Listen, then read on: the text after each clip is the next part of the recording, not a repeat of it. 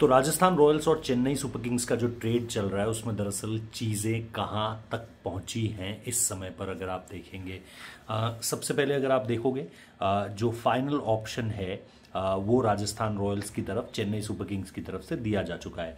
Rajasthan Royals ने अपने जो लास्ट मोमेंट पे जो अपनी डील मांगी थी उसमें उन्होंने रविंद्र जडेजा और मतीशा पथिराना को मांगा था और चेन्नई सुपर किंग्स ने उन्हें रविंद्र जडेजा और सैम करन के नाम को लेकर के एक क्लैरिटी दी है कि भाई ये हमारी तरफ से फाइनल होने वाली है डील और इस डील को आप जो है वो मंजूर समझिए। हालांकि जैसा मैंने कहा राजस्थान रॉयल्स पथिराना भी चाह रही है और उनको ये लग रहा है कि नहीं हमारे लिए बेस्ट ऑप्शन ये होगा कि हमें रविंद्र जडेजा भी मिल जाए और मतीशा पथिराना भी मिल जाए।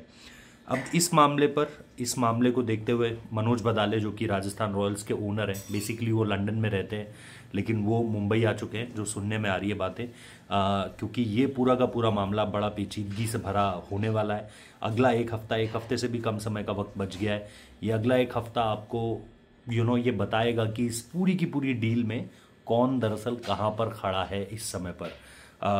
राजस्थान रॉयल्स ने जिस एक खिलाड़ी को चाहा है वो खिलाड़ी जाहिर सी बात है उनको मिल रहा है। इस समय पर जो पॉसिबिलिटीज़ बताई जा रही हैं, हालांकि डील अब भी पेन डाउन होनी बाकी है और ये इंटरेस्टिंग है कि चेन्नई अपनी तरफ एक स्पिनर लेकर आना चाहता है। वो स्पिनर अगर वॉशिंगटन सुंदर हो तो बहुत बढ़िया, लेकिन अगर वॉशिंगटन सुंदर उन्हें नहीं मिल रहा है, जिसपे एक डबल अप्रोच ऑलरेडी हो चुकी है चेन्नई सुपर किंग्स की तरफ से, और फिर अगर आप देखोगे तो श्रेयस गोपाल और नूर अहमद के अलावा चेन्नई सुपर किंग्स के पास भी कोई स्पिनर बचता नहीं है।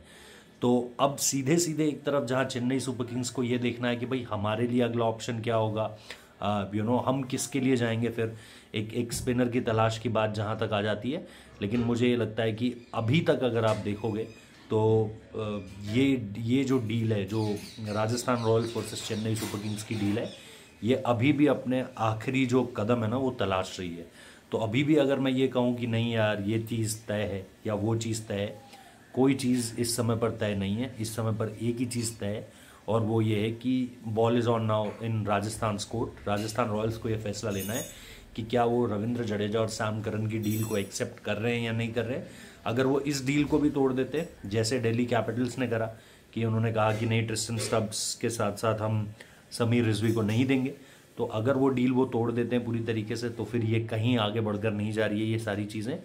बट अगर इसमें थोड़ा सा वो सही, मेरे हिसाब से तो ये ऑलरेडी एक ओवरबोर्डेड डील है जिसमें राजस्थान रॉयल्स को फ़ायदा है, क्योंकि जडेजा और वॉशिंगटन, जैसा मैंने कहा, जडेजा और संजू सैमसन, जब आप एक बैटर के तौर पर एज के हिसाब से आप बिल्कुल बोलोगे कि संजू सैमसन यार बड़े ज़बरदस्त लग रहे हैं, संजू सैमसन एक बड़े ज़बरदस्त प्लेयर हैं, बट प्रोफाइल के तौर पर, प्लेयर यूटिलिटी के तौर पर, चैम्पियनशिप्स के तौर पर, एक ब्रांड के तौर पर रविंद्र जडेजा भी कम नहीं है किसी से। तो वैसे भी जडेजा और सैमसन में आपस में स्वैप होना is a done deal. 18 crore, बात ख़त्म।